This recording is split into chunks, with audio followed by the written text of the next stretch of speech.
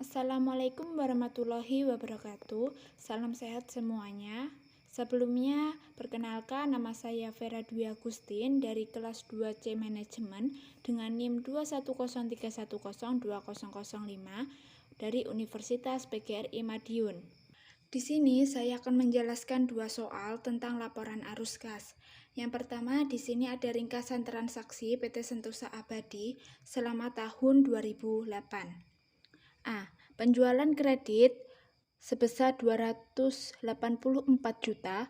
B. Tagihan dari pelanggan 271 juta. C. Pendapatan bunga atas wesel tagih 12 juta. D. Penerimaan atas piutang bunga 10 juta. E. Penerimaan kas atas pendapatan dividen dalam investasi saham sebesar 9 juta. F. HPP sebesar 150 juta. G. Pembelian persediaan kredit 147 juta. H. Pembayaran untuk pemasok sebesar 133 juta. I. Beban gaji dan upah sebesar 56 juta. J. Gaji dan upah sebesar 58 juta. K. Beban penyusutan sebesar 18 juta. L. Beban operasi lain-lain sebesar 17 juta. M. Beban dan pembayaran bunga sebesar 16 juta. N. Beban dan pembayaran pajak penghasilan sebesar 15 juta. O. Pembayaran kas untuk memperoleh aktiva tetap sebesar 306 juta. P. Memberi pinjaman untuk perusahaan lain sebesar 11 juta. Q. Hasil dari penjualan aktiva tetap 62 juta, termasuk keuntungan 8 juta. R. Hasil dari pengeluaran saham biasa 101 juta. S. Hasil dari pengeluaran utang jangka panjang sebesar 94 juta. T. Pembayaran utang jangka panjang sebesar 11 juta. U. Pengumuman dan pembayaran dividen kas sebesar 17 juta. Nah, di sini nanti saya akan menjelaskan jenis laporan laba rugi, neraca komparatif, kemudian laporan arus kas dengan metode langsung dan tidak langsung. Oke, yang pertama kita perlu menuliskan nama perusahaan, jenis laporan, dan periode. Di sini nama perusahaannya adalah PT Sentosa Abadi, kemudian jenis laporannya adalah laporan laba rugi, dan periodenya adalah untuk tahun yang berakhir 31 Desember 2008. Di laporan laba rugi kita akan membahas pendapatan dan beban-beban. Dari ringkasan yang saya sebutkan tadi, ada beberapa pendapatan.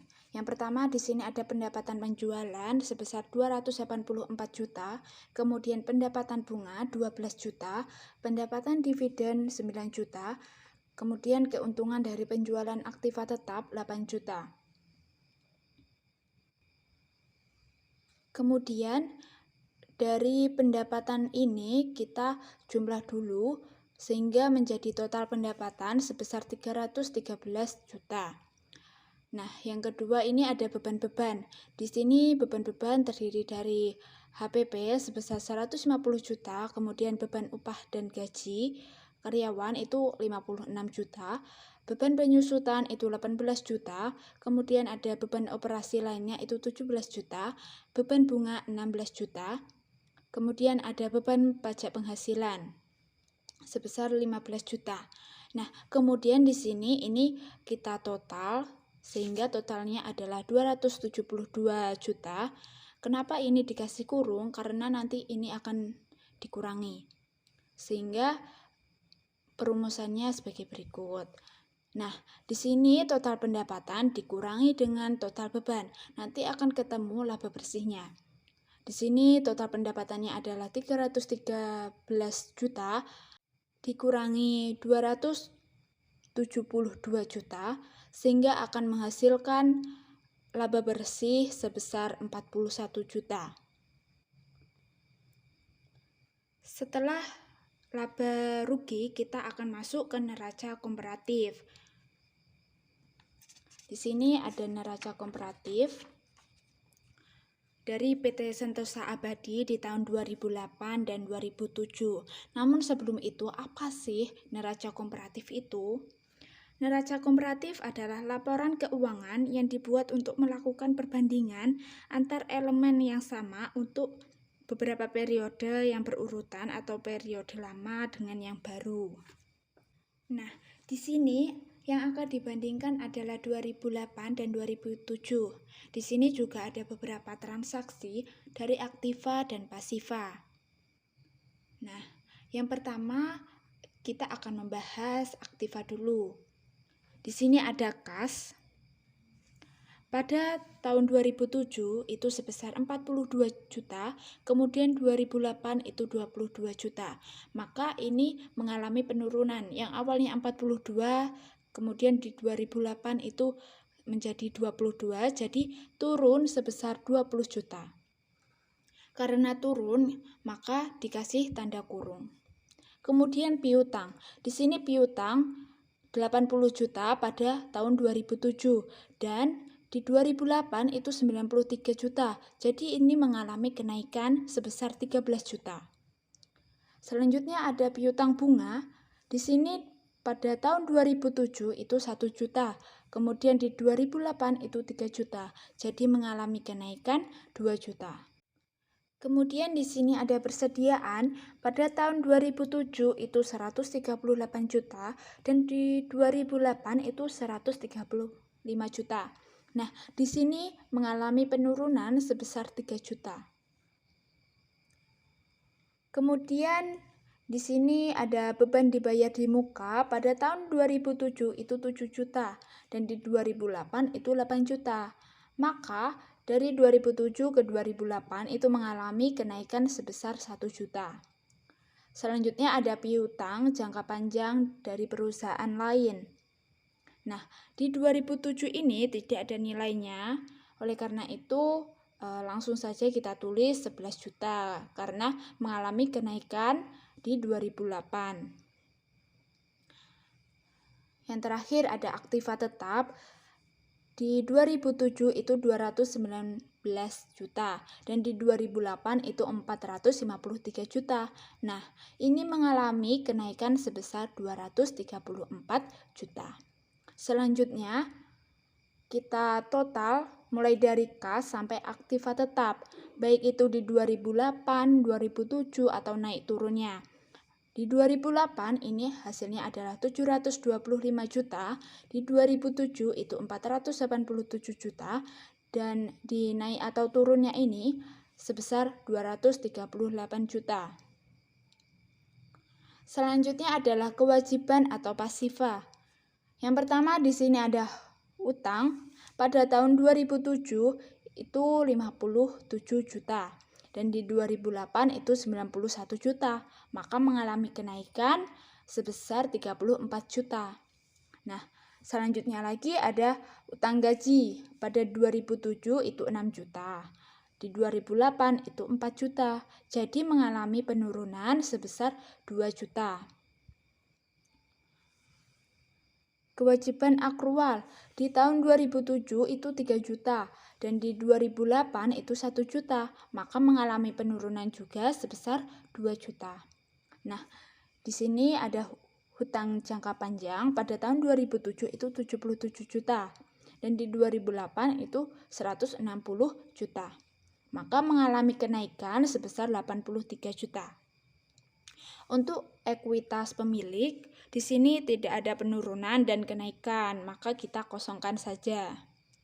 Selanjutnya ada saham biasa dari 2007, ini adalah sebesar 258 juta, dan di 2008 ini sebesar 359 juta. Maka mengalami kenaikan sebesar 101 juta. Nah, yang terakhir ada saldo laba. Pada tahun 2007 ini 86 juta, pada 2008 itu 110 juta. Ini juga mengalami kenaikan sebesar 24 juta. Kemudian langkah selanjutnya adalah kita total mulai dari hutang sampai saldo laba. Baik itu di 2008, 2007 atau naik turunnya. Pada 2008 itu 725 juta, pada 2007 itu 487 juta, dinaik atau turunnya itu 238 juta. Nah, baik aktiva maupun pasiva ini nilainya adalah sama, hasilnya adalah sama. Baik di 2008, 2007 naik atau turunnya ini adalah nilainya sama. Kita lihat di sini 2008 adalah 725 pada aktiva dan di pasiva pun juga sama. Di 2007 itu 487 dan di pasiva pun juga sama, dinaik turunnya pun ini juga nilainya sama.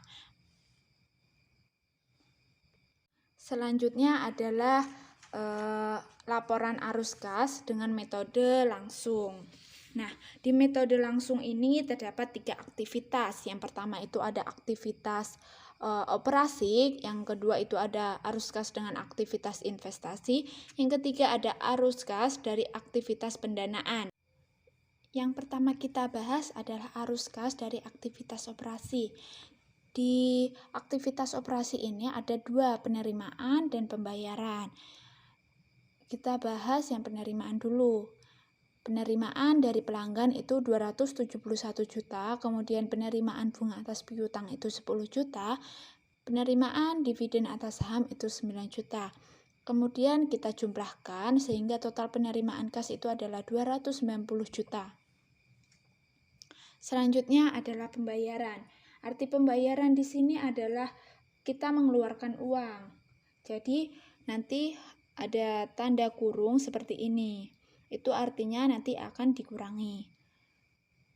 Pembayaran di sini untuk pemasok sebesar 133 juta, untuk gaji dan upah karyawan itu 58 juta, untuk bunga itu 16 juta, untuk PPh itu 15 juta. Karena ini sama, jadi kita tinggal jumlahkan sehingga total pembayaran kas itu sebesar 222 juta.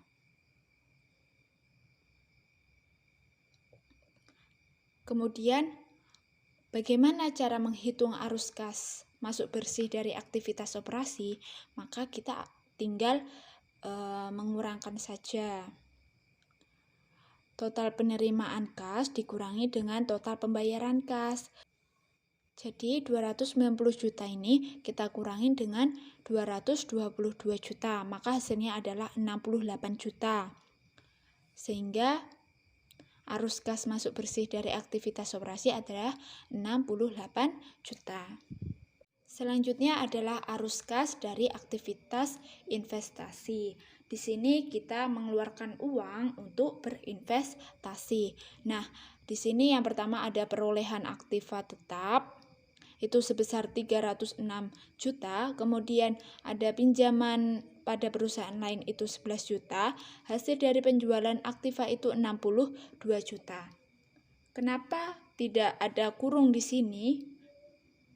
Karena di sini kita sudah menerima uang karena menjual aktiva. Berarti uang yang kita dapatkan itu masuk ke kas. Jadi tidak ada kurung di sini. Kemudian kita total 106 juta, kita tambahkan dengan 11 juta. Kemudian kita kurangi dengan 62 juta sehingga hasilnya adalah 255 juta. Sehingga arus kas keluar dari aktivitas investasi adalah 255 juta. Kemudian di sini ada arus kas dari aktivitas pendanaan.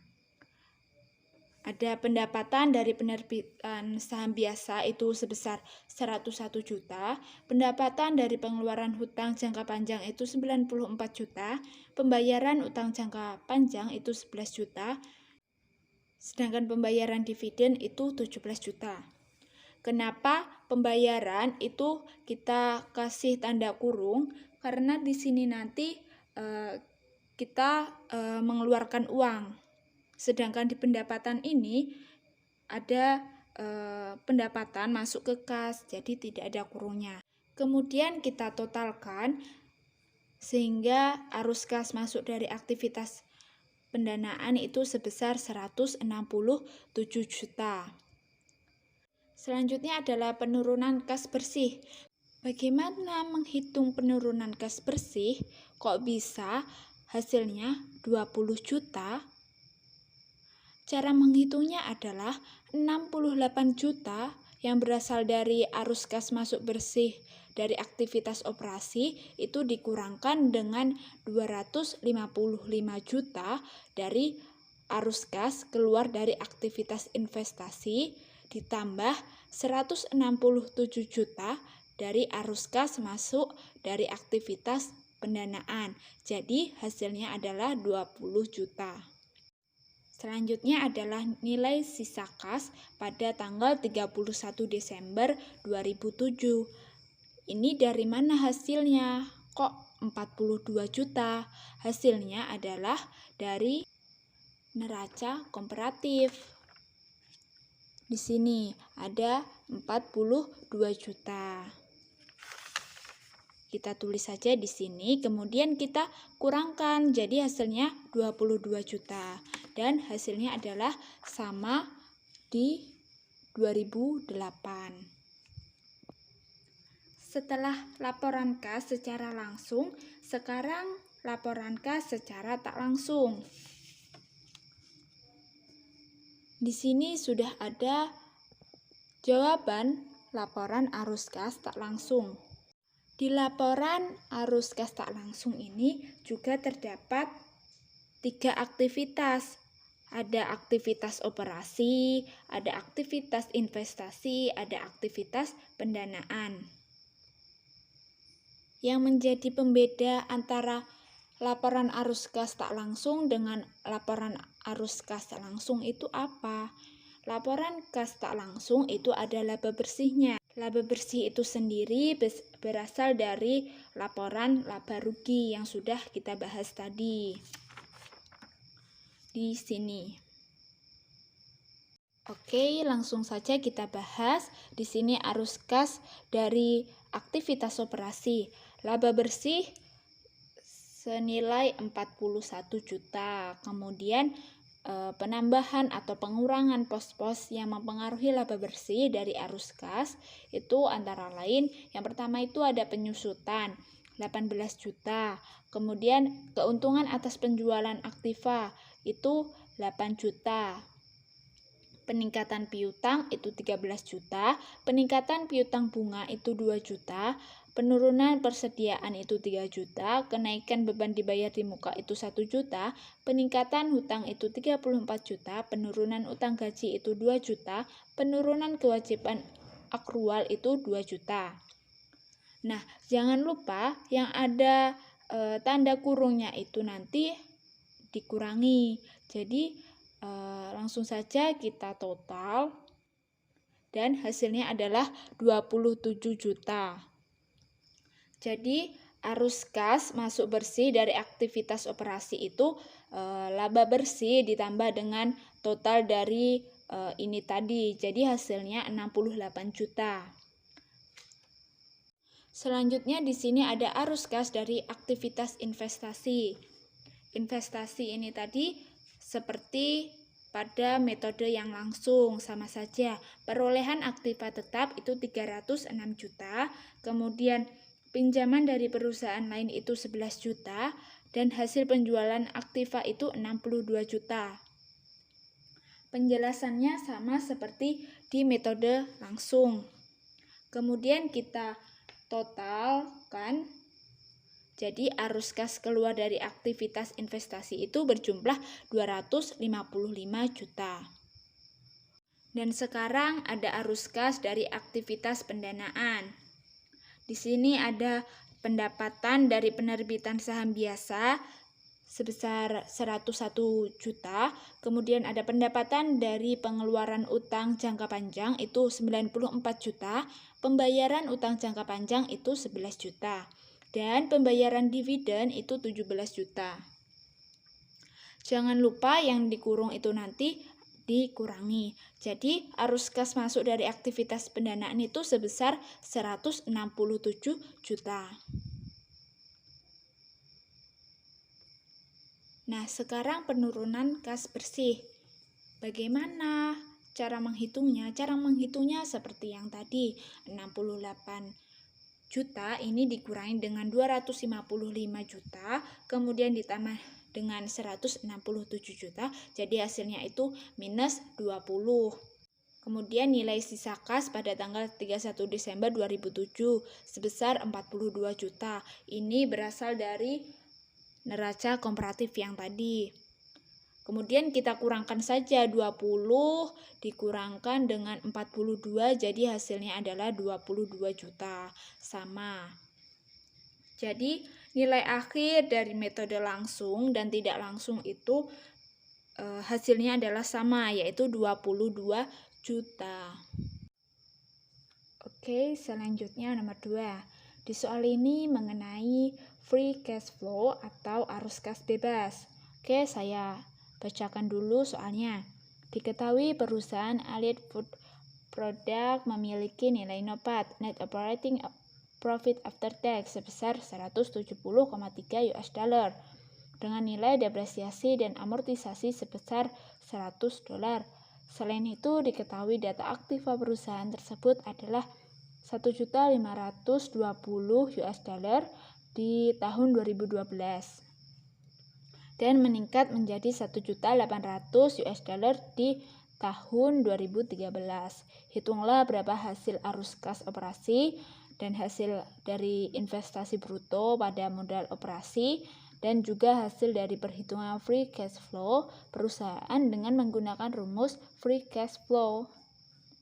Dan ini penyelesaiannya. Sebelum itu, tulis dulu diketahuinya.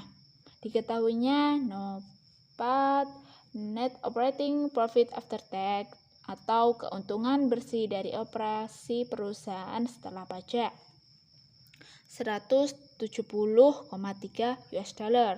Nilai depresiasi dan amortisasi itu 100 dolar. Nilai aktiva periode awal di sini 2012 1.520 US dollar. Kemudian nilai aktiva periode di tahun akhir di sini 2013 itu 1.800 US dollar. Oke, yang ditanya adalah apa? A. Arus kas operasi. B. Hasil dari investasi bruto pada modal operasi. C. Hitunglah free cash flow perusahaan. Oke, mari kita jawab. Nah, di sini kita jawab yang A dulu. Nah, arus kas operasi net operating profit after tax ditambah depresiasi dan amortisasi.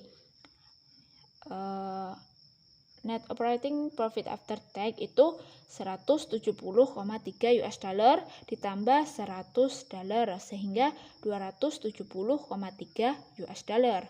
Kemudian yang B, investasi bruto pada modal operasi.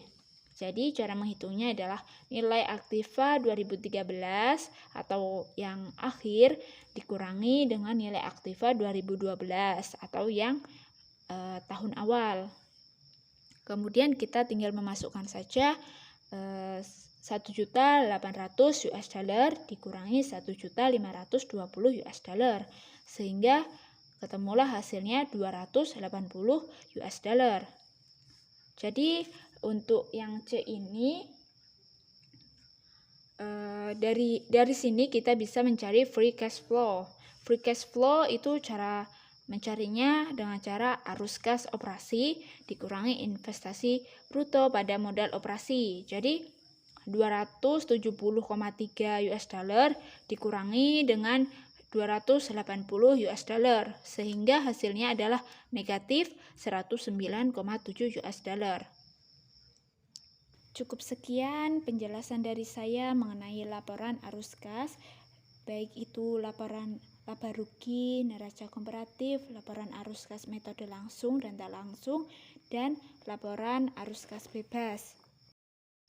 Mohon maaf apabila ada kekeliruan baik dalam pengucapan maupun dalam pengerjaan.